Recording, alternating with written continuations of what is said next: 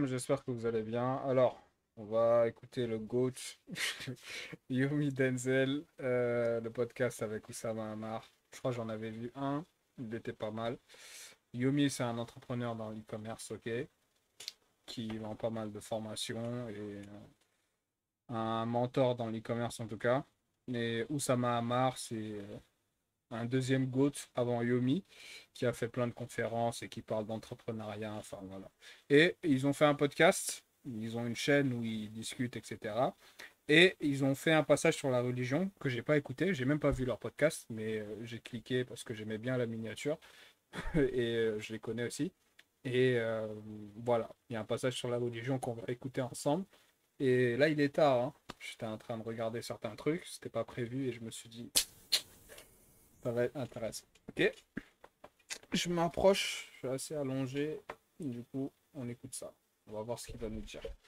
Je vais mettre en vitesse 1,50, comme ça va être. C'est parti. Que si tu prends en compte que si tu prends en famille entrepreneur, Ok. donc tout le monde parle tout le temps en disant oui, c'est facile pour eux, mais c'est facile dans la vie. C'est hyper dur d'être dans la métier. Que si tu prends en compte la répartition des richesses dans la population, je crois quand même peut-être un peu plus de gens qui réussissent en partant pas de zéro. Mais il y a tellement de gens qui réussissent en partant de rien que ça doit en aucun cas être une excuse quand tu te lances. Ok, super. Il y a d'autres questions qui étaient dans les commentaires, notamment liées à la religion. Est-ce que vous... Ouais. Ça va. Moi je réponds. Ouais, c'est drôle parce qu'il y a plein de personnes qui ont posé ces commentaires alors qu'on en avait pas. C'est vrai que j'en ai jamais parlé. Moi je suis... Alors, j'ai commencé croyant jusqu'à mes... Pourquoi ils ont rigolé là? Religion, je sais pas quoi. 10 ans, je pense. Et j'ai une histoire assez drôle par rapport à ça. Donc mon père vient du Nigeria, famille très croyante au Nigeria. C'est pas la religion au Nigeria? Ça dépend, au nord, ils sont musulmans, et au sud, chrétiens, Toi, tu viens du sud. moi je viens du sud, évangélistes. Donc tu sais, ils chantent dans les églises, etc. Et en gros, mon père, il me racontait quand j'étais tout petit des histoires de la Bible, des genres de trucs, et il m'a raconté pour la première fois l'histoire de Adam et Ève et de la pomme et tout ça. Et je me souviens, il me raconte l'histoire. Et c'était à Noël, on était à un dîner avec toute ma famille, mes grands-parents, etc. Et là, je me mets à pleurer, je fonds en larmes. Vu comment il rigole, je sais pas, on dirait qu'il est pas croyant aujourd'hui, c'est assez flou pour lui, mais on va voir, ok? Je pète un câble, je m'énerve, je pars en claquant la porte. Et donc ils viennent me chercher, c'est là, mais à quoi? Je suis là, putain, à cause de ces connards de Adam et Ève, ils sont en train de souffrir, c'est tellement injuste, toute cette misère, tous ces trucs, parce qu'ils pouvaient pas se retenir de bouffer une pomme. Et j'ai ressenti ça, C'est fort probable que ce soit une banane et pas une pomme. mais j'ai pas pu me retenir voilà, c'était une injustice profonde. Et je sais qu'il y a beaucoup plus de nuances à cette histoire, aux autres histoires qu'on va raconter dans le texte, mais en fait ça m'a marqué, et en fait j'ai peu à peu, j'ai commencé à chaque fois qu'on parlait de religion à l'école, je m'enseignais, etc., je voyais des trucs qui n'étaient pas logiques. Et je suis quelqu'un qui fondamentalement aime la logique, et donc ça m'a fortement perturbé. Et j'étais là, non mais attends, des trucs tout cons. Si Dieu est si puissant, et si Dieu est si gentil, pourquoi est-ce qu'il nous laisse souffrir comme ça? C'est des questions, je sais qu'il y a des réponses, etc. Mais ce genre d'injustice, de choses qui me paraissaient logiques, ça m'a éloigné jusqu'au point où j'étais complètement athée. Donc où vraiment je me disais, Dieu n'existe pas du tout, aucun Dieu n'existe, je pense qu'on est juste là sur Terre par hasard. Voilà, j'ai expliqué tout par la science et j'ai notamment lu le livre de Richard Dawkins, je sais pas si tu as lu, de Self-Esteem. Voilà, bon. Ça, c'est un questionnement récurrent qui arrive, auquel j'ai déjà répondu, il me semble, dans mes documents.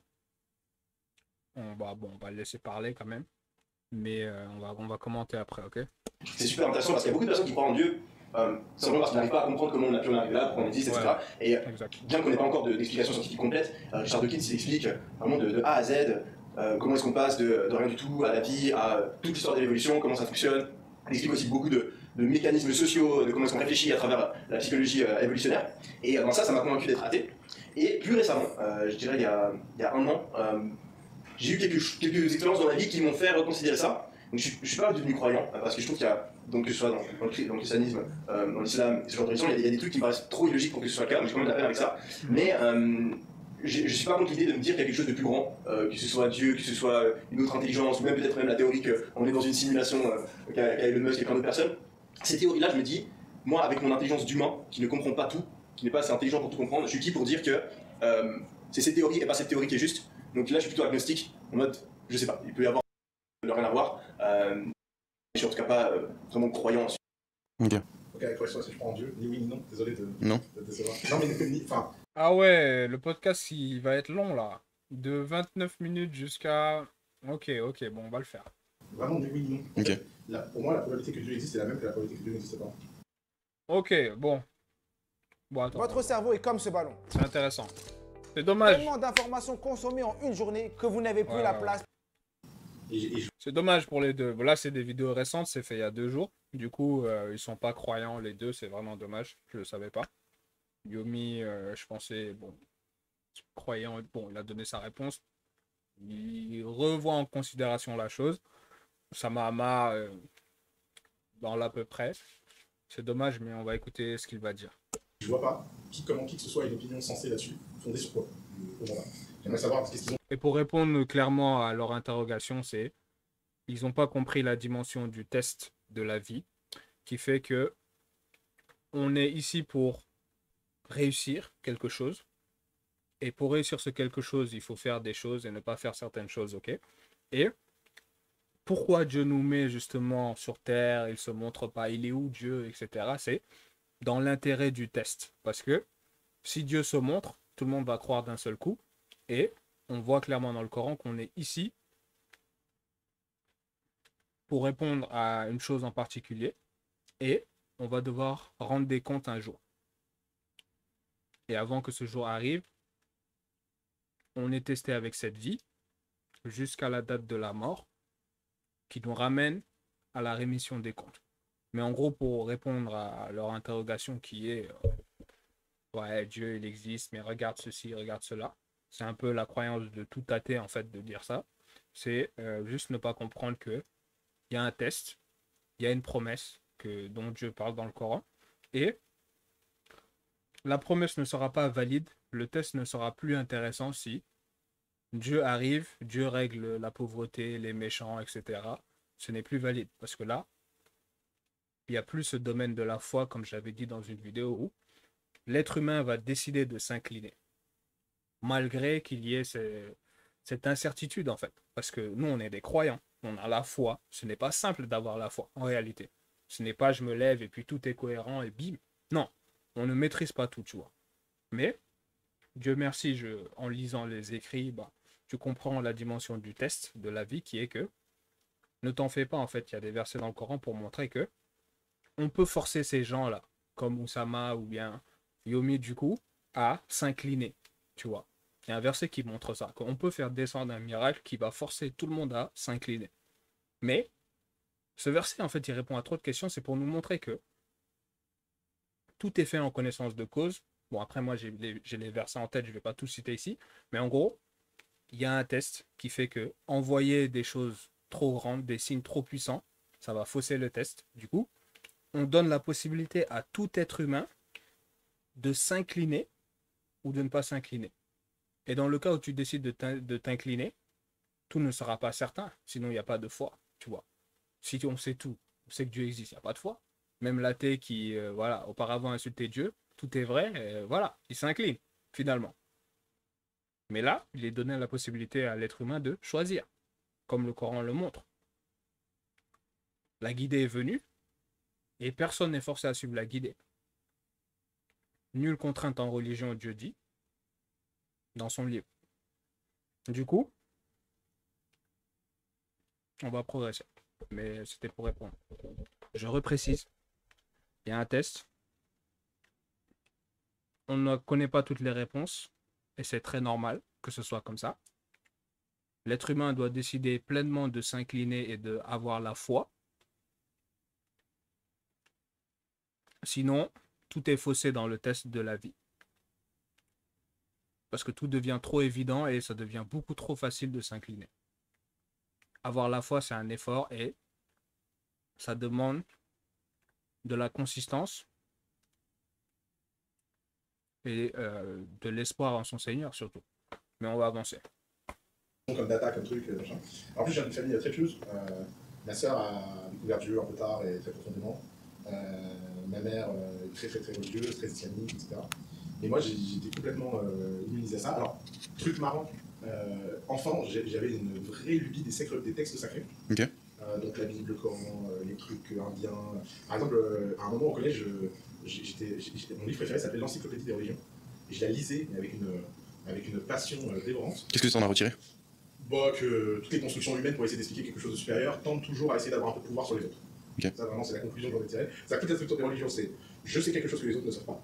Donc je vais essayer de tirer ce savoir pour en tirer un avantage sur les autres et fonder mon pouvoir sur un truc que personne ne peut discuter. Maintenant, en termes de spiritualité, j'ai la croyance, j'ai quelques croyances. Je pense que la mort n'est pas la fin, mais je pense pas que les histoires de karma, de points, de machin, de réincarnation soient vraies. J'ai plutôt le sentiment d'ailleurs que 100% des gens qui parlent de leur vie antérieure sont des menteurs. Parce que j'ai un argument tout bête, c'est 99,9% de l'humanité a été paysan. Et à chaque fois qu'on entend le témoignage d'un mec qui a une vie antérieure, il s'est un roi, un guerrier, ou je sais pas quoi. Et d'ailleurs, c'est comme Bon, il n'a pas si tort en disant ça. Des trucs de réincarnation et tout.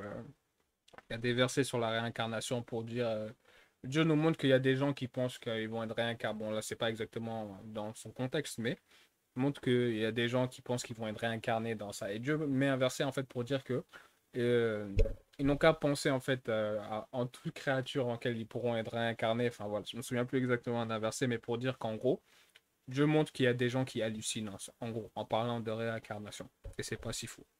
ça que je me suis dit, ouais, en fait, ils ont tous craqué, c'est pas possible. Et les seuls mecs qui se souviennent, c'est des mecs intéressants. D'ailleurs, moi, ça me fait flipper. Si un jour, il y avait des vrais témoignages de mecs qui venaient et qui disaient ouais, putain, j'ai une réminiscence de ma vie antérieure, alors je puais, ça puait. J'étais en train de baiser ma femme devant mes enfants. Et puis, mes enfants, ils regardaient, on était dans le salon, là, on était assis dans la pièce. Et c'était chaud, ça m'a fait trop peur. Le jour où il y a un mec qui me sort ça, mais je flippe ma race. Je me dis, oh putain, si ça se trouve, c'est vrai. Mais en attendant ça, c'est jamais ça, c'est toujours des chamans, des guerriers, des machins, des trucs. Donc c'est évidemment des menteurs. Et en fait, je me dis, supposons qu'il y a un truc après, c'est quand même vachement bien foutu par design qu'on sache pas. C'est quand même vachement nécessaire au design du truc qu'on sache pas et tout. Parce que si on commence à avoir un cheat code sur comment ça se passe après, avant. Ouais, voilà. Bon, là, ça revient à ce que je disais.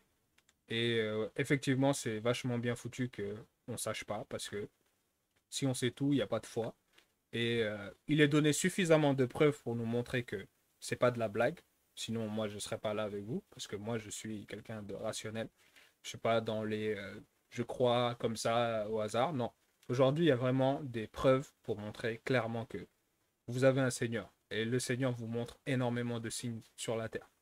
Et le croyant cherche, parce qu'il veut se rassurer, rassurer son cœur. Et en cherchant, il trouvera certitude. Et il aura ce qu'il faut en tout cas. Il y a ce qu'il faut dans la vie et dans le parcours de chaque personne, parce que tout parcours est différent. Et je pense et je suis certain de ce que je dis que Dieu essaie de guider toute personne sur cette terre. C'est les gens qui refusent de voir. Il y a un verset qui dit « Tant de signes dans les cieux et la terre auxquels des gens passent, en fait, sans y faire attention. » Tout le monde est essayé, on essaie de les guider par des gens, par des signes dans leur vie, par des choses qui se passent dans leur vie. Mais c'était pour revenir en gros dire que pas de foi si tout est certain. Le monde, c'est pas pareil. Et pour dire qu'on a ce qu'il faut pour voir que Dieu existe, mais il y a toujours cette chose où il faut s'incliner. On fait confiance à ces choses qu'on voit en fait. Ce n'est pas Dieu qui se montre et on se dit ah donc voilà tout est vrai. Non. On nous montre vraiment des signes, des choses vraiment. C'est Dieu là, tu vois. Mais il faut s'incliner et y faire confiance en fait. C'est ça la foi. C'est persévérer, c'est. Et la seule théorie que j'ai lue qui m'a vachement intrigué, qui m'a dit tiens, si quelque chose est vrai, c'est probable que ce soit ça, j'en ai aucune idée, mais j'aimerais bien que ce soit ça. Comment gagner sa vie depuis chez soi en étant tranquillement installé. C'est tout à fait. J'ai lu un truc de physique quantique qui m'a vachement fasciné. C'est grosso modo du point de vue de la physique quantique, le temps n'existe pas. Le passé, le présent, le futur, c'est un seul point. Et l'idée, en fait, c'est qu'on vit nos vies antérieures, nos vies parallèles, nos réincarnations, nos cycles de réincarnation, on les vit en parallèle. En fait, notre âme vit dans des milliers de réalités à la fois, et ces réalités ne sont pas forcément dans les mêmes temporalités. C'est pas juste la différente version du même univers, c'est juste que on vit et que c'est comme ça que les âmes se forment. Et qu'en fait, il est fort probable que notre vie d'âme, si l'âme existe, a besoin d'un training. Et que la meilleure façon de faire ce training, c'est de faire vivre plein d'expériences. Et la meilleure façon de faire vivre plein d'expériences, c'est de s'incarner. Ce qui expliquerait que la simulation soit réelle, au sens où ce serait un device de préparation des âmes. Et le mec a donné cette théorie, et il donne une explication, il dit en fait, il y a plein de phénomènes qu'on vit dans notre vie. Par exemple, il y a des gens, moi je rencontre 3000 personnes tous les ans, et il y a toujours une dizaine de personnes avec qui j'ai plus d'affinité. Et pourquoi j'aurais plus d'affinité? Parce que c'est sans doute des gens dont je suis dans des clusters d'âmes, qui sont en train de se traîner en même temps, tu vois. Et donc en fait, ils résonnent dans plusieurs vies à la fois, et donc ça donne ce sentiment que tu as l'impression que tu connais les gens. Et j'aimais bien cette explication. Alors, attention, soyons méga clairs pour cette vidéo YouTube. Je ne pense pas que ce soit vrai, je ne pense pas que ce soit faux, j'en ai rien à foutre. D'ailleurs, j'ai tellement rien à foutre de ce sujet, je comprends pas pourquoi les gens veulent tellement savoir des choses qu'ils ne peuvent pas savoir. Ouais. Et d'ailleurs, un des trucs qui me fascine avec les religieux, c'est pas leur manque de. C'est pas leur doute, c'est pas leur. Pardon, c'est pas leur certitude, c'est leur doute. Parce que s'ils étaient si confiants que ça de l'après et de leur religion, ils ne me casseraient pas les couilles. Je veux dire, ils sont toujours là à venir nous la ramener, les machins. Mais t'as plein de trucs qui sont illogiques. Si tu crois vraiment Je comprends Oussama, je vois à qui j'ai affaire spirituellement. À quel degré en tout cas d'élévation de l'âme j'ai affaire. Enfin j'ai affaire, comme si... Mais il dit des choses vraies, superficiellement, sans creuser dans le fond des choses. Mais superficiellement, il n'a pas si tort de dire ce qu'il dit. Et concernant les gens qui la ramènent, etc., ça c'est... bon, pas que c'est une nécessité de devoir la ramener, de parler de religion, etc. Mais un musulman veut aider les autres, en fait, parce qu'il a conscience que cette vie est un test. Mais là, ce que je voulais clarifier en parlant, en coupant ce passage, c'est pour dire que on ne force pas les gens, en fait. Et malheureusement, il y a des gens qui en font des caisses, etc. Mais on ne force pas les gens à croire, en fait. Du coup, on n'a pas à la ramener de sorte que ce soit à ce point-là. Arrête, en fait, tu vois. On nous regarde et on dit arrête. On est juste des musulmans qui cherchons à nous guider parce qu'on est arrivé sur Terre de façon... Voilà, on cherche des réponses. Finalement, on avance. On trouve de plus en plus de réponses. Et finalement, on les partage, en fait. Et ça s'arrête là-bas. On partage. Celui qui veut va suivre. Celui qui ne veut pas ne va pas suivre, en fait. Et ça s'arrête là-bas. Et il y a un verset qui dit que c'est Dieu qui guide, en fait. Et qui montre aux croyants que lâchez l'affaire pour certaines personnes parce que vous ne pourrez pas les guider. Même si vous les aimez, je ne sais pas, tu veux tellement. Et c'est là où... je suis un peu fatigué, vous m'excusez. C'est là où Oussama dit qu'ils sont toujours là en train de la ramener. Il n'a pas si tort parce que tu n'as pas à toujours la ramener, en fait. Concernant des gens qui t'ont fait comprendre que, hey, moi, je ne crois pas en vos trucs et c'est du n'importe quoi. Tu peux forcer un peu au début, même position, un moment, il faut lâcher l'affaire et les gens ont décidé de suivre ce chemin, il faut laisser et parler aux autres qui demandent peut-être des conseils, des renseignements, mais on doit juste prêcher pour guider les gens, mais les gens ne sont pas obligés d'accepter cette guidée, il ne faut pas les forcer, on n'a pas à les forcer. Les forcer, c'est contre la religion même, Dieu le montre. Avançons. par exemple, au christianisme à 100% comme il est décrit et enseigné, par exemple, un problème que j'ai toujours eu avec ça, c'est si tu crois vraiment qu'il faut te comporter comme ça pour aller au paradis et que sinon tu vas en enfer, donc littéralement tu brûles pour l'éternité. Donc si moi je crois en ça, toute ma vie je suis le mec le plus pieux de l'histoire de l'humanité. Tu peux pas croire qu'il y a l'enfer et le paradis, donc soit tu vas avoir le plaisir jusqu'à la fin, tu vas avoir le bonheur, la paix pendant l'éternité, soit tu vas souffrir pendant l'éternité, et juste, ah bon vas-y, je vais... un petit rail de coke. Je vais tromper ma femme quand même, mais après je prie. Moi je prendrais aucun risque. T'as plein de trucs illogiques. Moi le gros problème que j'ai, c'est que j'ai quand même une approche scientifique dans ma vie. Où l'approche scientifique te permet de. Là, il dit quelque chose d'intéressant. Il parle en fait du fait de. Mais quoi? Ils disent qu'ils sont des croyants, mais comportement, c'est pas. Ça reflète pas. Tu vas aller au paradis ou tu veux pas aller au paradis en fait? Tu dis que tu es croyant. Le paradis existe, l'enfer existe. L'enfer est considéré comme le feu éternel. C'est pas rien du tout en fait. Du coup, ton comportement il doit être exemplaire durant toute une vie. Pourquoi tu t'amuses à pécher, à dévier alors que tu sais qu'il y a l'enfer au bout? Et c'est logique de poser cette question. Il y a beaucoup de choses à dire ici pour dire que l'âme est incitatrice à... Dieu montre dans le Coran que on sait qu'est-ce que l'âme vous suggère, en fait. Il y a trop de choses à dire ici concernant le fait qu'on n'est pas seul dans notre corps, le djinn et puis le truc, mais je ne vais pas rentrer là-bas. Mais l'être humain est un pécheur, Dieu le montre. Il dit clairement que si il devait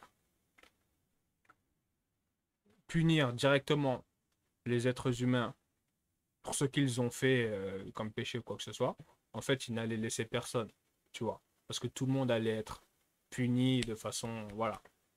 Mais il laisse les gens jusqu'à un délai. Il y a un verset qui montre ça. Je pense que tu m'as compris. Mais Dieu appelle au repentir, en fait. Pour dire que, concernant cette question, pour bien lui répondre, il faut prendre en compte le fait que on n'est pas tout seul dans la vie. Il y a des forces invisibles qui existent. Aujourd'hui, on le sait très bien. Et il y a ces forces invisibles qui peuvent passer par des êtres humains, parce que là, je peux dire ça, quelqu'un va dire, ah, il parle de choses invisibles. Mais ça peut passer par des êtres humains. Il y a beaucoup d'êtres humains qui sont possédés, mais on va pas les voir et dire ils sont possédés, mais ils sont possédés dans des choses mauvaises envers certaines autres personnes. Et tu dois savoir qu'il y a cette force négative qui existe et qui veut faire échouer les gens. Et ça peut passer dans une dimension spirituelle, parce que ton âme, il y a ton corps, mais il y a ton âme. Le diable nous voit par des endroits auxquels on ne le voit pas toujours. Il y a des choses que je peux dire ici, vous allez être choqués. Mais il y a vraiment une force de l'esprit, pas de l'esprit, mais dans la dimension de l'esprit qui existe, qui veut faire échouer les gens. Et cette tendance à pécher, c'est lié, en fait. Ça a été compliqué de me comprendre, mais je pense que tu vois plus ou moins ce que j'ai voulu dire en répondant. Que l'homme pêche, il est bien conscient de l'au-delà, mais il lui arrive certaines choses dans la vie, des fois, il n'arrive pas à supporter parce que avoir la foi durant toute une vie, ce n'est pas facile, comme je l'ai dit au départ, et il arrive que quelqu'un peut flancher, et il est plus à même de flancher dans certaines situations parce que non seulement il a ces situations compliquées, mais il a aussi mais il y a aussi cette force que j'ai mentionnée tout à l'heure, la force négative qui en profite dans les moments de faiblesse pour faire dévier l'homme. Ça peut être plein de chuchotements dans des moments difficiles. Ton âme te suggère ceci ou cela, et tu y cèdes plus facilement parce que tu es dans des trucs difficiles. C'est juste un exemple parmi tant d'autres. C'est juste pour dire en gros que il y a le test, il y a des forces qui existent pour nous faire échouer le test. Ce n'est pas facile d'avoir la foi parce que la récompense est ultra gratifiante. Et il y a une punition in fine. Et l'homme péchera, quoi qu'il arrive. C'est ce que Dieu montre. Et il lui est possible de se repentir pour effacer ses erreurs. Mais le repentir n'est pas acceptable en tout temps. Si tu meurs et que là tu te repentis, c'est pas valable. Du coup, tu as la vie pour faire la différence, en gros. Qu'importe tes péchés, il y a des péchés qui sont impardonnables, comme l'idolâtrie. Mais pour ce genre de péché dont il truc, un musulman peut dire aujourd'hui, je vais plus jamais faire de péché, enfin, je vais me forcer à éviter, en tout cas, les grands péchés, etc. Mais il n'est pas impossible qu'il flanche durant le parcours parce que il est testé par la difficulté, par des choses. Et en plus de ça, des fois, il y a des choses comme le mal que je recite ici, qui sont là pour le faire tomber. Ce qui peut amener quelqu'un de croyant à dévier, en fait. Mais avançons. De savoir, avec une certaine probabilité, que quelque chose est vrai. Et tu peux refaire des expériences et tu vas toujours arriver au même résultat. Exact. Et en fait, ça m'a énormément aidé dans la vie, et à chaque fois que j'utilise cette approche-là, en général, ça fonctionne. J'arrive pas à appliquer cette même approche à la spiritualité et à la religion, et donc ça me frustre énormément, et même je vois que cette approche tend à montrer qu'en tout cas, certaines religions sont fausses, en tout cas dans certains aspects, et donc ça m'a découragé de prendre ça, mais après de l'autre côté, je sais, je suis conscient de mon incapacité en tant qu'humain à comprendre le surnaturel, à comprendre la complexité de l'univers, et donc j'ai pas envie d'être arrogant au point de dire que quelque chose n'existe pas alors que je ne peux pas prouver que c'est exactement. Moi, les athées me font encore plus peur que les religieux. Ouais. D'ailleurs, les gens vraiment athées, parce qu'il y a athées, genre, je sais pas trop, mais il y a des athées, ils sont pires que les extrémistes. Là, ils disent non, il n'y a rien qui existe. Qu'est-ce que tu sais? Comment tu fais pour être sûr? J'avais ta certitude. Et en fait, c'est une religion comme une autre, en fait. Ouais, c'est hyper dépressif, je trouve, d'être athée. Moi, franchement, je trouve que le truc le plus intéressant, c'est le doute. Moi, je trouve ça joyeux, le doute. Mm. Moi, je trouve ça trop drôle qu'on sache pas. Imagine, franchement, on meurt. Et là, il y a une surprise, il y a une dinguerie. Imagine qu'on va rigoler. Moi, je me suis toujours dit, j'imagine mourir. Et là, t'arrives, et t'as Dieu, et il te dit, mon gars, t'as tellement foiré. T'as pas cru en moi. Allez, bim, enfer. Voilà. J'aimerais. Je vois pourquoi il dit ça et tout, mais. Le imagine aujourd'hui. Pas que ça me fait de la peine d'entendre ça pour lui, mais bon, il lui reste du chemin, il est jeune, il n'a même pas 30 ans encore. Oussama, c'est différent.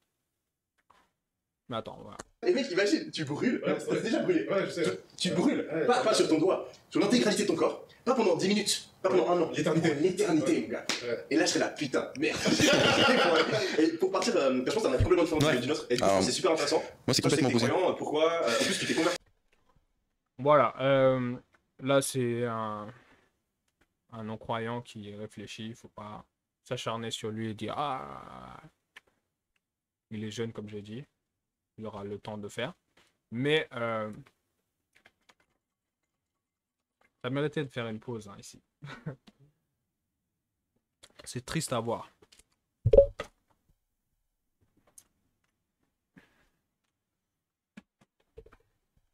Parce que si les choses en quelles on croit s'avèrent vraies, c'est trop malheureux en fait.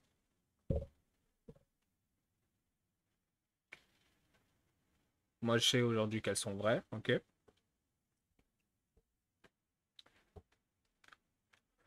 Et là, en fait, j'ai bloqué parce que ce qui s'est passé là, c'est exactement un verset du Coran qui montre que les gens en ricanent en fait. Que déjà le doute, Oussama Ammar, c'est un verset du Coran aussi. Parce que Dieu ne veut pas que les serviteurs doutent. C'est ça le principe de la foi. Allez-y à 100%. Vous n'aurez pas toutes les réponses dans la vie. Vous avez plein de signes pour vous montrer que c'est pas des blagues en fait. Mais vous devez vous soumettre et persévérer. Dieu appelle à la persévérance. Et il y a des gens qui doutent aussi dans la foi. Leur foi est bancale. Dieu le montre aussi. C'est ces gens-là justement qui doutent avec les hypocrites. Et il y a ces gens aussi qui ricanent. Mais tu dois comprendre que les versets du feu dans le Coran sont présents pour dire aux gens en fait que le jour J, vous ne pourrez pas dire que en fait, Seigneur, la punition est trop grande. Je ne savais pas que c'était ça la punition. Dieu met ces versets en fait pour mettre en garde et dire que voilà ce qui vous attend en fait. Mais les gens ricanent. Et il y a des versets pour montrer que des gens prennent ça en fait. Ils rigolent en fait. Ils se moquent d'Allah et de ses trucs en fait, tu vois. Ils prennent pas trop ça au sérieux. Comme ces gens qui viennent et qui vont dire, il y a un verset aussi sur ça qui montre que est-ce que quand je meurs et je serai poussière, en fait, est-ce qu'il y a une après-vie? Est-ce que tout ça c'est vrai en fait? Les gens qui disent ça. Et il y a un autre verset encore plus grave qui continue ce chemin. Un serviteur qui a réussi qui dit, j'avais un ami jadis qui me disait, est-ce que quand on meurt là, est-ce que en fait, on nous montre que il était un peu sceptique. Il doutait en fait. En disant, mais est-ce que tout ça c'est vrai? Quand je meurs, quand je serai poussière, est-ce que je vais vraiment... Voilà quoi. Est-ce que réellement tout ça c'est vrai? Est-ce que... Et on montre plus loin que cet ami qui a réussi va... on nous renvoie les choses de sorte que il va pouvoir regarder et voir que son ami là, qui était sceptique, qui est en plein dans la fournaise en fait. Avançons. Je pense que tu vois pourquoi j'ai bloqué un peu. Il est jeune, il a le temps, il verra. Oussama, c'est un peu plus critique que pour lui, parce qu'il est plus âgé. Mais c'est des questionnements normaux qui arrivent. Ouais. Parle-nous un petit peu de ça. En fait, moi c'était complètement l'opposé de toi, Yomi, dans le sens où toi t'as arrêté de croire à partir de 10 ans. Moi, pour la plupart de ma vie, je suis issu d'une famille qui est pas du tout religieuse, donc j'ai pas été baptisé jeune. Je pense que mes parents croient en Dieu ou croient en la vie après la mort, mais on n'a jamais pratiqué quoi que ce soit. Et c'est qu'à partir de 18 ans que j'ai commencé à m'y intéresser. Et en fait, j'ai trouvé une forme de paix dans la religion. J'ai trouvé une forme de confort, à savoir que tout dépendait pas de moi. Tu vois. Et C'est quoi comme religion? chrétien, Mais quoi? c'est-à-dire catholique. Catholique? Yeah, ouais, catholique. Et même pas protestant? Non. Catholique. Et pourquoi? Parce que je pense que culturellement, c'était la religion de laquelle je me sentais le plus proche. C'est-à-dire que je suis d'origine espagnole. Mes grands-parents sont plutôt... je sais qu'ils allaient à l'église, etc. Ouais. C'est-à-dire que tu fais le mouvement inverse du reste de la planète. Ouais, vraiment, le mouvement... De plus en plus de chrétiens. J'ai l'impression que c'est devenu. Il y a eu un mouvement Je crois tellement athée. que c'est les protestants qui m'ont. Ah, peut-être, je sais pas quelle religion, mais t'as eu un mouvement tellement de personnes athées justement à remettre en cause la Ouais. religion que maintenant, enfin à l'époque, ça me fait toujours mal, hein, à l'époque, le gars qui était un peu rebelle au lycée, c'est le mec qui était athée, et maintenant j'ai l'impression que le mec qui est rebelle, c'est le mec qui se convertit justement, et qui se met à croire. Mais vas-y, continue. Ouais, non, il y a peut-être une part de vérité, mais Pas si tort. Hein. moi j'ai trouvé une forme de réconfort à vraiment croire en quelque chose de plus fort. Et ouais. Je suis désolé. Vas-y, non, mais c'est intéressant. Donc là, par exemple, vierge jusqu'au mariage. Non. Pourquoi non? Non, je vais t'expliquer pourquoi. Parce que je respecte pas tout à la lettre, et je le sais. Ça y est, encore un mec à la carte. Là. Ah non, mais ça me Non. N'a pas si tort là. Ça marre de le bloquer. On ne croit pas en la religion pour trouver de la paix. Là, ça va être trop intéressant de bloquer ici. On ne se convertit pas pour trouver la paix intérieure. On ne se convertit pas pour trouver le bonheur. On ne se convertit pas pour, je ne sais pas, tu vois. On se convertit parce qu'on est là pour réussir. En fait, il y a un objectif global pour tout le monde. Tu es être humain, que tu crois en Dieu ou pas, tu es là pour les mêmes raisons que tout le monde, en fait. Et tu nais dans certaines conditions différentes que les autres, mais l'objectif reste le même pour tout le monde, qui est réussir dans l'au-delà parce que il y aura une fin pour tout le monde, cette fin qui est la mort. Quand tu meurs, tu n'es pas en attente de fou malade jusqu'à que tout le monde meure, etc. Dieu nous montre que la mort, ça passe hyper vite, en fait. C'est vraiment, tu meurs, tu es au jugement, en fait. Les gens que tu as peut-être perdu des gens, je sais pas, paix à leur âme, mais ils sont au jugement, eux, là, tu vois. Pas qu'ils sont au jugement, le jugement est en train de se passer actuellement, mais c'est pour te dire que ça passe vite. Tu meurs, c'est comme, ça passe, vim. Et là, boum, jugement, tout le monde est ressuscité avec toi. On va pas te faire attendre dans la tombe, tu es là. Non, ça passe comme si tu dormais et tu te réveilles et là, il s'est passé tellement d'années. Mais c'était juste pour répondre, pour dire que on ne se convertit pas pour être heureux ou toutes ces choses. Parce que l'objectif, c'est réussir. On est dans la religion, ce n'est pas une affaire personnelle, tu vois, comme Dieu dit. Il y en a, ils en font une affaire de, voilà, je fais ci, je fais ça, mais ils ont pas compris que c'est l'objectif de ta vie. Tu es là, tu es né, en fait, pour cet objectif-là. Le reste, c'est du bonus que Dieu te permet de profiter, parce que il n'y a pas que ça dans la vie. Dieu montre clairement que profitez, prenez le temps de profiter dans le livre d'Allah, dans le Coran, pour dire que n'oubliez pas votre part ici-bas, parce qu'il y a des beautés, il y a plein de choses à faire dans la vie. Et Oussama vient de dire en fait que je crois qu'il a dit truc sans mariage. Ça, il faudrait que je fasse une autre vidéo parce que on n'a pas dit aux gens ils n'ont pas le droit de se mettre avec une femme tant qu'il n'y a pas cérémonie, bague au doigt, etc. C'est pas ce que le Coran montre. Hein. Mais on fera une autre vidéo sur ça. Parce que je veux vous certifier ici que vous pouvez bénéficier des aspects du mariage en étant non marié avec quelqu'un. Mais ça, il faut beaucoup d'explications pour pouvoir le prouver objectivement. Et la meilleure explication se passe dans votre foi. Qu'est-ce que vous avez dans votre cœur? C'est ça le plus important, je vous assure, parce que vous ne pouvez pas doubler Dieu dans vos intentions sincères, dans ce que vous souhaitez réellement faire avec une personne. Et c'est ça le plus important dans les relations homme-femme. Ce n'est pas on va faire une cérémonie, on va appeler un imam, on va faire le halal, etc. Tout ça là, ce n'est pas exactement ça en fait. Mais le mariage est important. Le mariage est une grâce et on va avancer. Mais c'était juste pour expliquer un petit peu les choses.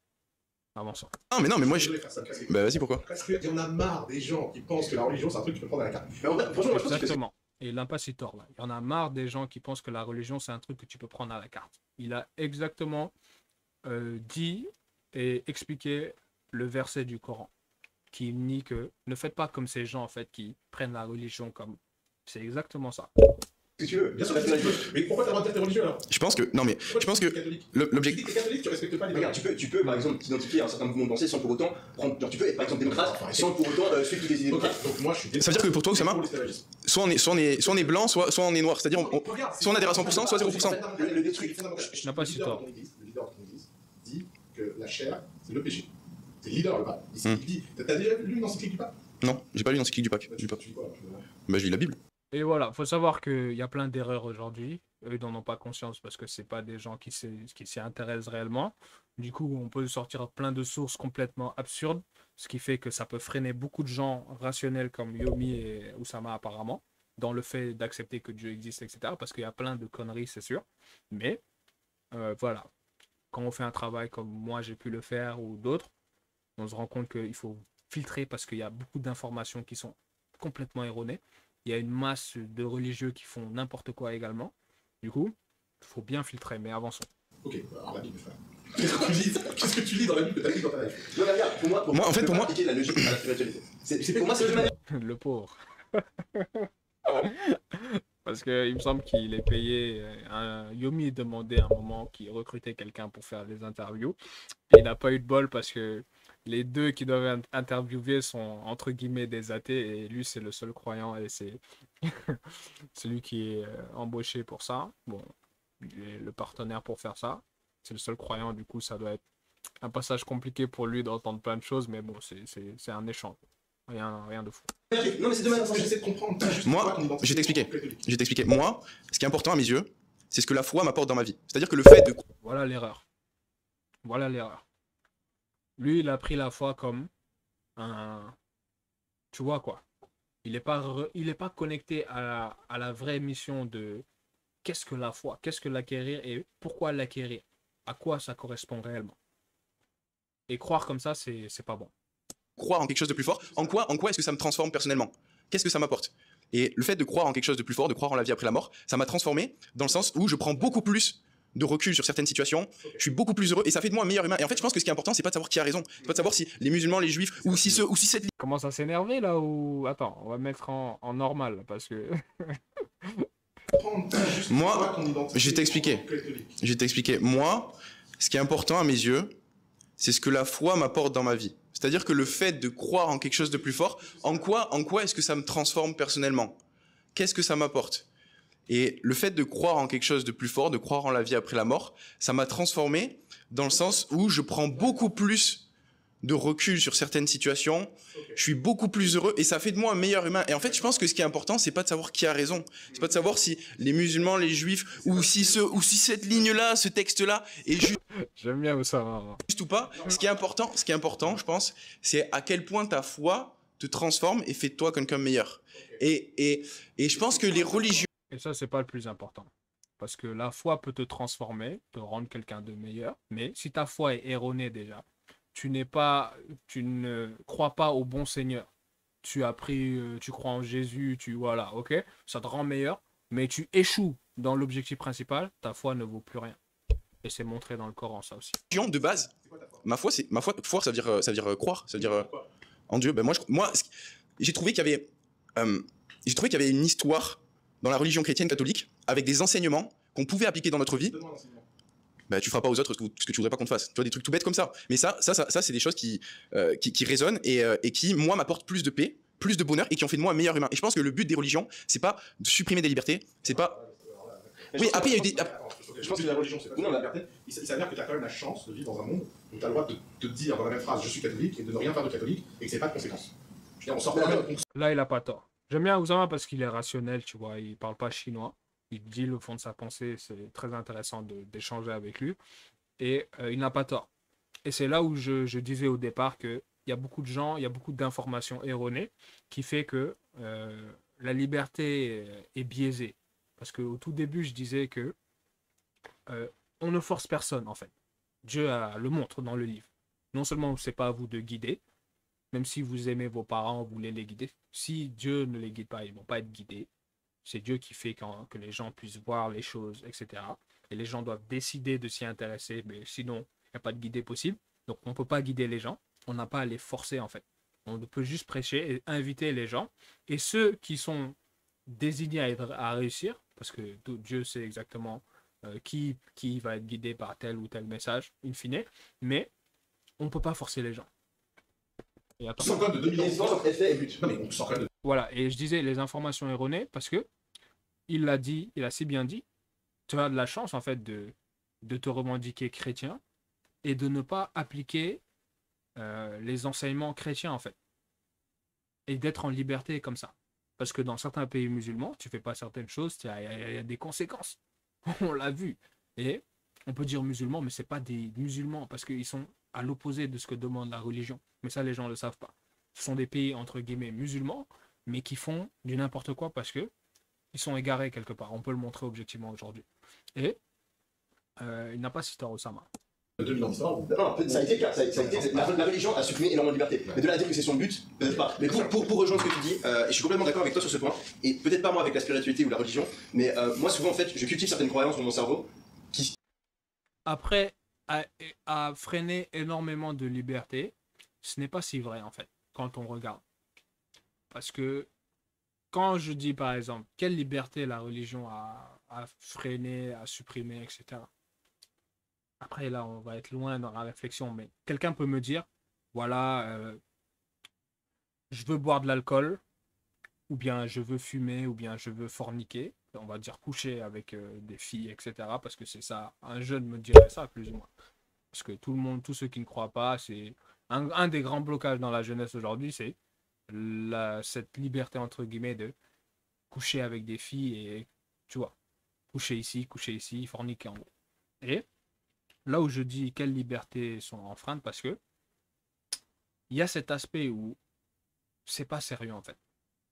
Je peux pas que c'est pas sérieux, mais je sais pas si vous allez essayer de me comprendre ici. Est-ce qu'on a réellement empêché la liberté? Est-ce qu'on n'a pas plutôt cadré la liberté? Est-ce qu'on a freiné la liberté? Moi, je pense qu'on a cadré la liberté. Parce qu'on ne t'empêche pas de coucher avec des femmes, en fait. On t'empêche de faire n'importe quoi avec des femmes. C'est ça, plutôt. Parce que il est permis 4 épouses à un homme. Tu veux avoir du sexe, tu veux avoir du truc, mais qu'est-ce qui t'empêche de suivre la bonne voie pour le faire, en fait? Fais les choses bien. Parce que là, tu vas créer des dégâts. Je ne sais pas si vous me comprenez dans cet aspect où je dis quelle liberté, en fait, est enfreinte. Il y a que... En fait, c'est la liberté des transgresseurs qui est bloquée. Mais la liberté n'est pas bloquée, en fait, je trouve. Ce sont les transgresseurs. La liberté des transgresseurs qui est bloquée. Et tout transgresseur sait que ce qu'il fait n'est pas bien parce que tu peux pas fake ce que tu ressens des fois. Tu vas coucher avec des filles, tu vas leur donner des sentiments. Tu sais bien, des fois, tu mens pour... Tu vois, en fait, tu es dans un truc bizarre et tu le sais que ça se fait pas, mais tu cèdes à tes pulsions quelque part. Tu te comportes presque comme un animal pour certains. Et les gens s'en foutent, ce n'est pas le sujet qu'ils s'en foutent ou ça leur fait quelque chose, ce n'est pas le sujet. Mais est-ce qu'on a vraiment bloqué, on a bloqué la liberté? On a cadré la liberté, je trouve. Voilà. Que je sais qu'ils sont fausses, mais parce que je sais que le résultat de cette croyance-là va améliorer ma vie. Par exemple, la plus classique, c'est je suis 100% responsable de mes échecs et de mes succès. Je sais que c'est pas le cas. Tu sais que c'est pas vrai. Je sais que c'est pas vrai, mais ça m'est utile parce que si j'ai le réflexe automatiquement quand il y a quelque chose qui foire de me dire c'est ma faute et d'essayer de m'améliorer, ben, je vais aller plus loin. Exactement. Donc pour moi, t'as pas besoin d'être sûr que tes croyances sont justes pour vouloir avoir envie de les avoir. Et ce que tu racontes, c'est exactement la même chose. Tu t'en fous de savoir si y a exactement chaque phrase de la Bible qui est juste ou pourquoi elle a été écrite, etc. Et voilà une autre erreur, parce que on s'en fout pas justement. On s'en fout pas de suivre des choses fausses. Il y a l'erreur et la vérité, comme Dieu dit. Et l'erreur est vouée à disparaître, en fait. On s'en fout pas de lire des versets, de les prendre comme argent comptant. On s'en fout pas, croyant en tout cas. Mais tu sais que croire en Dieu, ça m'apporte dans ta vie. Ça m'apporte. Ouais, mais ça, je comprends. Mais maintenant, regarde. En fait, on Tu est peux pas appliquer la logique à la C'est pas une épreuve de logique. Il a C'est raison, déjà ça un minimum, marche. un minimum, tu pourrais devenir protestant. Il a raison. ça. honnêtement, j'ai rien contre les protestants. Et tu vois, au moins, Et il est pas cohérent celui-là. Bon, lui, c'est un religieux. Voilà quoi, on les connaît. Mais lui aussi, il est jeune, il aura du chemin à faire. Mais il se contredit. catholique, protestant, tu peux pas dire je n'ai rien contre les protestants. Les protestants croient en Jésus. Les catholiques prennent Jésus plus comme un prophète, en fait. Ils sont plus proches de la vérité, les catholiques, que les protestants. Mais tu peux pas dire je n'ai rien contre les protestants. Non, les protestants, j'ai quelque chose contre eux parce qu'ils font de mon Seigneur un prophète. Ils adorent en fait un prophète. Ils n'adorent pas mon Dieu, l'éternel Dieu, que ce prophète a prêché. Ils sont en train de dire que ce prophète est Dieu. Donc tu as un problème avec eux, tu vois. Tu leur veux pas de mal, etc. Mais dans leur croyance, tu peux pas dire, ouais, safe, protestant. Qui sait, peut-être demain je serai protestant, on a l'impression. Lui aussi, il est religieux, ok, ça m'apporte paix. Je crois en Dieu plus ou moins, mais la jeunesse. Les protestants, tout ce que je te dis là, les protestants, ils ont une réponse géniale. C'est que les protestants, ils ont créé une expérience individuelle de la Bible. Et quand tu dis catholique, exactement. Lui, il est renseigné, en tout cas, ça se voit. Tu dois quand même, à un moment donné, t'appartiens à un club. Quand t'appartiens à un club, il y a les règles du club. Moi, je suis désolé, quand t'es catholique, t'as les règles du pape. Et pour toi, soit on les respecte, soit on les respecte pas, soit on est catholique, soit on n'est pas catholique. Et franchement, imagine, t'as une audience avec le pape. Est-ce que pour toi, le pape est le leader de ton église? Je pense que le pape, il est beaucoup plus compréhensif que toi, tu voudrais le croire. te renierais en tant que chrétien si tu suis pas d'être. Arrêtez-vous là.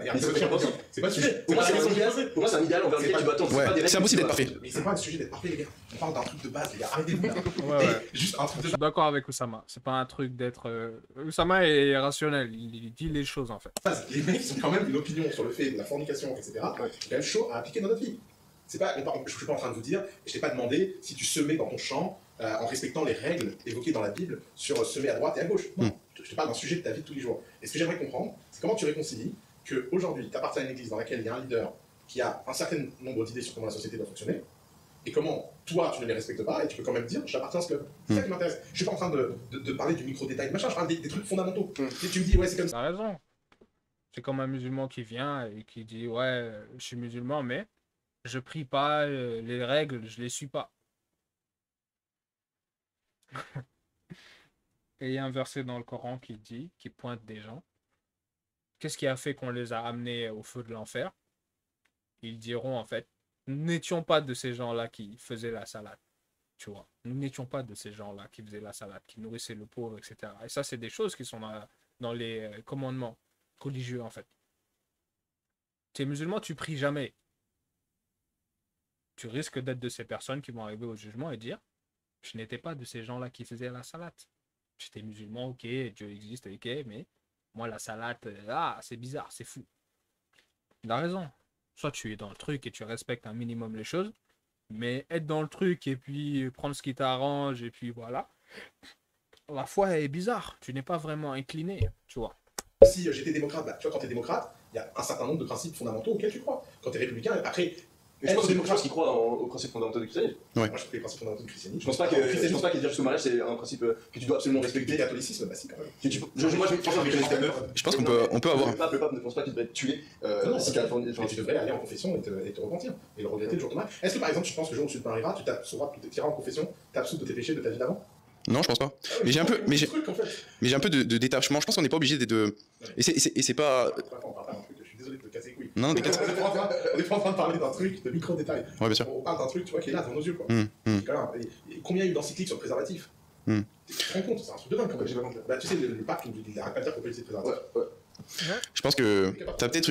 Oui, je me décapote. Qu'est-ce qu'il dit Combien il y a eu d'encycliques sur le préservatif? Tu te rends compte, c'est un truc de dingue quand même. Bah, tu sais, le pape, il arrête pas de dire qu'on peut utiliser le préservatif. Faut pas je pense utiliser que de préservatif. oui, je me décapote. Non, je pense que t'as peut-être une vision négative. Qu'est-ce qu'il a dit là? Vision. Je pense que t'as peut-être. Oui, je me décapote. Non, je pense que. Voilà, bon. Concernant la question du préservatif, bon, je n'aime pas penser à ça, moi. Mais ce n'est pas l'utilisation du préservatif qui est en soi. Il faut comprendre pourquoi le préservatif a été créé déjà de 1. Mais si c'est pour aller forniquer, coucher ici et voilà, sans qu'il y ait de problème, ça cause un problème. Mais si tu utilises des préservatifs, tu es avec ta femme, etc., c'est pas le même rapport, mais voilà. T'as peut-être une vision négative. C'est pas une vision négative, arrête de mettre des mots. C'est toi qui veux pas prendre les faits en face. Non, moi je suis pas d'accord. Il n'a pas si tort, Oussama. Regarde ce que veut dire être catholique. Ça veut dire quoi? Bah, ça veut dire quand même respecter les enseignements de l'Église. Ouais. tu ne respectes aucun de ces enseignements, tu es quand même membre du club. En fait, le problème, c'est que tu parles des enseignements qui sont tous négatifs dans le fait que aujourd'hui, dans la société dans laquelle on vit, on valorise la liberté sexuelle, on valorise la liberté d'expression, on valorise plein de choses. Et l'Église, C'est pour ça que je disais ça.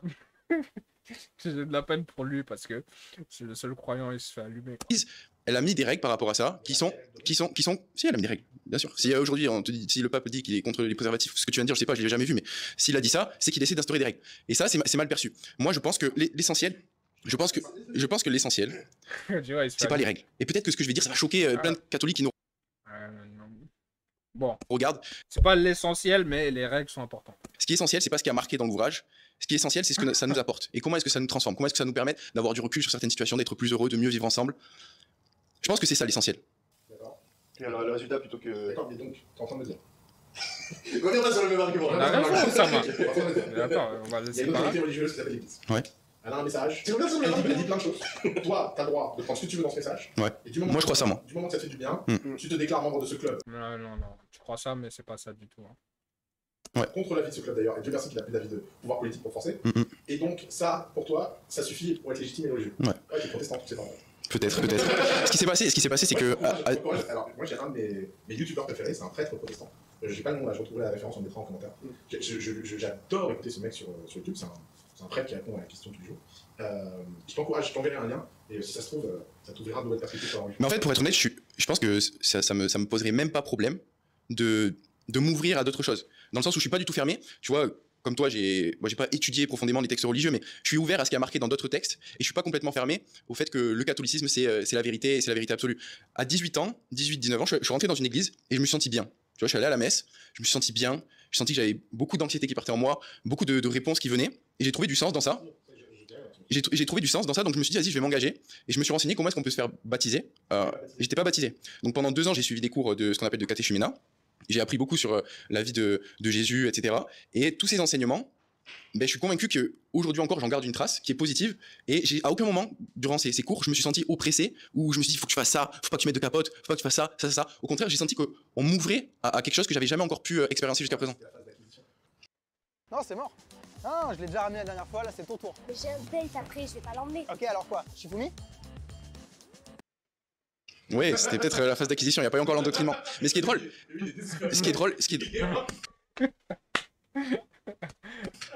tu vois, Yomi, c'est que tu disais que toi, tu réfléchis comme un scientifique.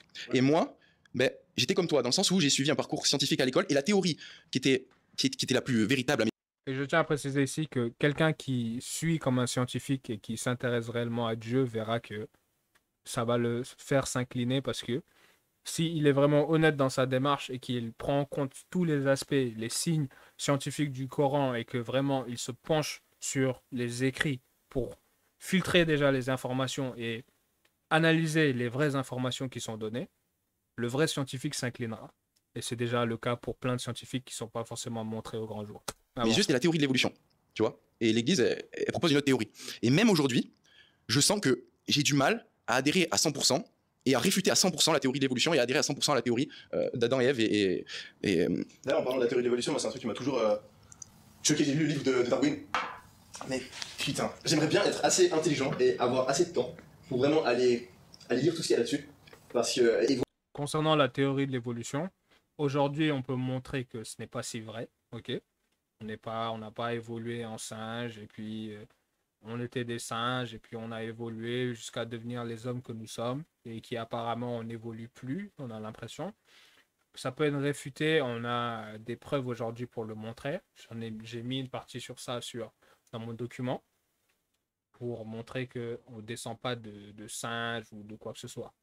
Et on peut voir les choses avec les ADN de façon logique, mais après, aux gens de voir, de croire à des choses qui leur sont bien ou non exposées, c'est à eux de voir. Mais on a des preuves pour montrer que c'est faux, clairement, et on a des preuves pour montrer que plus ou moins l'évolution, enfin voilà, tu vois ce qu'il en est, on l'étudie en classe, etc. Tu dois savoir que l'homme a été créé d'une boue malléable. On n'a pas été créé des singes, etc. Non, on est créé d'argile. Et on peut le montrer aujourd'hui. Le corps humain, l'argile a des bénéfices tellement incroyables sur la peau d'un homme. Mais là, il faut faire trop de recherches. Mais réfuter la théorie de l'évolution avec le savoir, qui vient de l'argile, de toutes ces choses. Euh, Quand tu prends une vue d'ensemble, avec l'ADN également, tu prends l'ADN des chimpanzés et faire en sorte qu'on puisse... Bon, là, ça va être trop long parce que il faut voir comment ça fonctionne au niveau des ADN, etc. Il y a mon doc, si tu veux, pour t'expliquer un petit peu la partie. Mais on a clairement des preuves aussi pour réfuter facilement la théorie de l'évolution, pour adhérer justement à la théorie. Pas la théorie, mais les faits religieux concernant les êtres humains. Voilà. Voir quel scientifique pense quoi et essayer de voir le pour et le contre, de voir à quel point les scientifiques sont convaincus, etc. La théorie Darwin, elle a vachement évolué. Ouais, il y a l'épigénétique, il y a plein de trucs, mais le fait de te dire, l'apparition d'un œil par exemple, je sais que ça a été. Il y a plein de personnes qui en parlent, mais c'est un truc qui. Je n'arrive pas à process avec.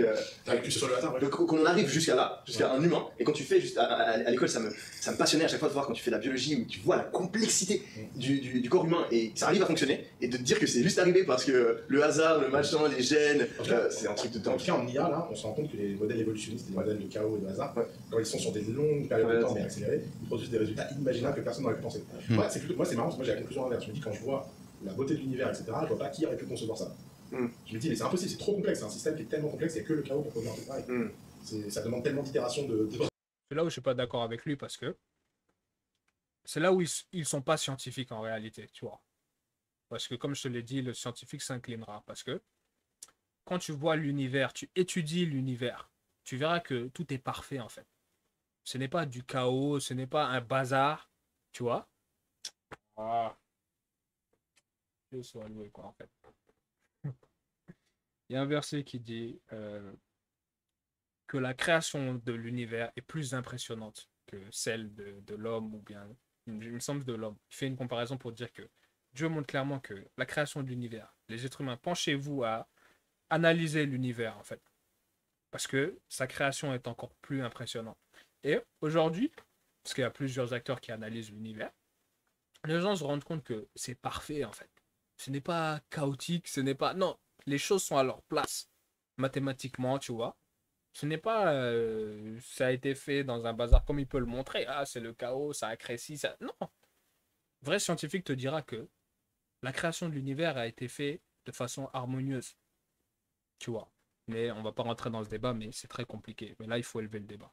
Raté, ce brouillon de. J'aimerais trop parler à un mec, un physicien. Il y a des mecs que Voilà. si tu veux, on en invitera dans le C'est podcast. c'est ça qu'il faudrait faire, justement. Que je connais personnellement, qui sont très forts. Sur YouTube, il y a pas mal de mecs. Ouais, mais en plus, ouais, je pense que avec plaisir. Ouais. Est-ce que vous croyez dans les esprits? Les esprits, les âmes, les... Si, moi je crois rien. Par rapport à l'aspiratif. Montre-moi un esprit et je te dirai s'il a de l'esprit. Non, mais en vrai, moi je regarde beaucoup de Joe Rogan. Qu'est-ce qu'il a dit ici? Est-ce que vous croyez dans les esprits? Les esprits, les âmes, les... Si, moi je crois rien. Par rapport à l'aspiratif. Montre-moi un esprit et je te dirai s'il a de l'esprit. Non, mais en vrai, moi je regarde beaucoup de Joe Rogan aux US qui lui parle de DMT. Je sais pas si vous connaissez. Ouais, bien sûr. C'est une drogue en gros qui permet d'aller dans. Croire en l'esprit, c'est pas si compliqué. Ce qui fait, c'est croire aux âmes en fait. Et c'est pas compliqué de croire en ça, je pense, en tout cas. Mais eux, ils n'y croient pas, c'est leur choix. C'est la personne que tu vois, Yomi. On peut très bien, tu vois, Yomi, il est Yomi. Il y a Yomi, tu vois, parce que tu vois son apparence, tu dis c'est Yomi. Mais sa façon d'être Yomi dans Yomi, c'est ça l'âme. Ses comportements, comment il parle, comment il se comporte, etc. C'est l'âme en fait. Quand tu meurs, le corps ne bouge plus. On peut mettre ici aussi, bon, là on prend en l'occurrence, moi je crois aux âmes. Les âmes, c'est ta réelle personnalité en fait. On me prend moi, l'âme, on me sort du corps, on me met dans Yomi. Et je pourrais être Charles dans Yomi, mais je serais Charles dans le corps de Yomi. Et j'agirais comme Charles dans le corps de Yomi. C'est ça l'âme en fait. C'est logique. L'âme existe.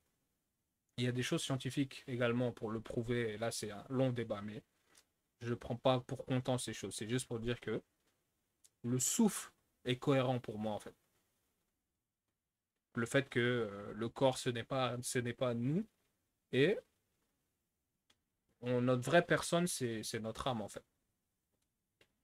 Des états de conscience. C'est l'ayahuasca. Ouais, exactement. Et je connais beaucoup de personnes qui ont fait de l'ayahuasca. On l'appelle l'âme en français, mais vous comprenez en fait ce que je veux dire. qui est un équivalent de la DMT, et ça te permet. Ouais, l'ayahuasca permet de synthétiser de la DMT. Je crois.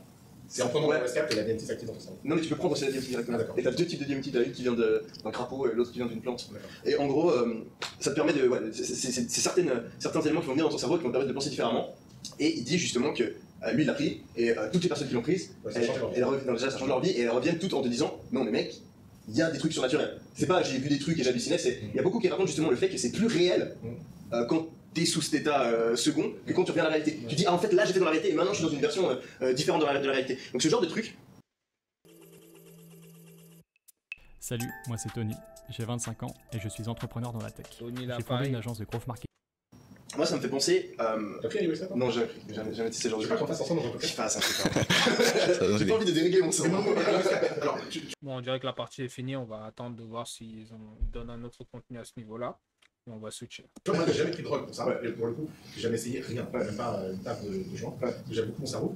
Mais il y a 2 choses qui m'ont passionné sur l'ayahuasca. La première, c'est que j'ai lu des centaines et des centaines et des centaines de témoignages. À un moment, j'ai eu une lubie sur l'ayahuasca. J'ai tout lu, j'ai lu les articles, les livres, les machins. Et il y a un truc qui m'a vraiment frappé, c'est que contrairement à toutes les autres drogues, personne n'a de réponse. Parce que souvent, les mecs qui prennent des drogues et qui s'éveillent spirituellement, ils disent oui, tu vas voir, ça va te changer, machin. Les mecs l'ayahuasca, ils disent c'est assez dur à raconter, je sais pas comment le dire. Et tu vois un changement dans la vie. Moi, j'ai vu dans mon entourage des gens, par exemple, un de mes meilleurs amis qui avait des problèmes d'eczéma. Une fois, je me suis engueulé au téléphone dans un taxi à côté de lui. La conversation ne le concernait pas. Je m'engueulais avec un mec qui ne connaissait pas à propos d'un sujet qu'il n'avait jamais entendu parler. Et je me tourne et je raccroche quelque chose. Et puis va te faire foutre, connard! Et là, je me tourne et le mec s'était transformé en eczéma géant de stress. Putain. Et il était comme ça. Et il me disait ouais, il faudrait que j'aille à la maison prendre ma cortisone. Et je l'ai vu, je lui ai dit mais si, je comprends pas, ça concerne pas. Ouais, mais t'avais l'air tellement stressé, j'ai stressé pour toi. C'est un bon pote. Le mec, parti à l'ayahuasca. Prend l'avion. Il revient. Il est transformé. Plus de stress, plus d'eczéma, plus de médicaments. Il s'est dit, mais attends, je fais ce job de merde. Il a démissionné, il a pris le job de ses rêves. Il est devenu un prof incroyable dans une université. Il a rencontré la femme de sa vie. Ils se sont mariés et ils ont une vie incroyable. Bah, pour contraster ça, j'ai entendu beaucoup de trucs comme ça, mais j'ai aussi vu un mec, et peut-être qu'il y a des personnes dans l'audience qui l'ont déjà vu, il s'appelle Connor Murphy, je sais pas si vous connaissez. C'est un gars aux US qui était ultra musclé, et en gros il faisait des pranks où il allait dans la rue. Bon, là c'est un autre sujet, mais c'était intéressant de rebondir. On a face à 2 athées. Bon. Yomi ou Sama, on va dire athée, pas athée, mais voilà quoi. On n'est pas dedans, pas dans la religion, pas du tout. Ça, quand c'est pas assez, l'horizon n'est pas assez clair. Et un religieux entre guillemets chrétien, mais qui a fait de la religion une affaire personnelle. Ouais, c'est pas le plus important, je prends ça parce que ça m'apporte du bien-être, je veux pas me casser la tête, je prends ce qui m'arrange. Voilà, il est dans le superficiel en fait. Mais il a du chemin, comme Yomi et puis Usama, je sais pas. Je leur souhaite de s'intéresser un peu plus, de faire plus de recherches. Et de toute façon, c'est Dieu qui guide. On n'a pas de doute là-dessus. Et ce genre d'interview ne me fait pas oh mon Dieu, ça me fait une baisse de foi. Non, pas du tout. Voilà. Je vais couper ici et vous m'excusez pour les... Ouais, 1 heure de temps de vidéo, c'est long ça quand même. Salam. J'ai beaucoup parlé alors.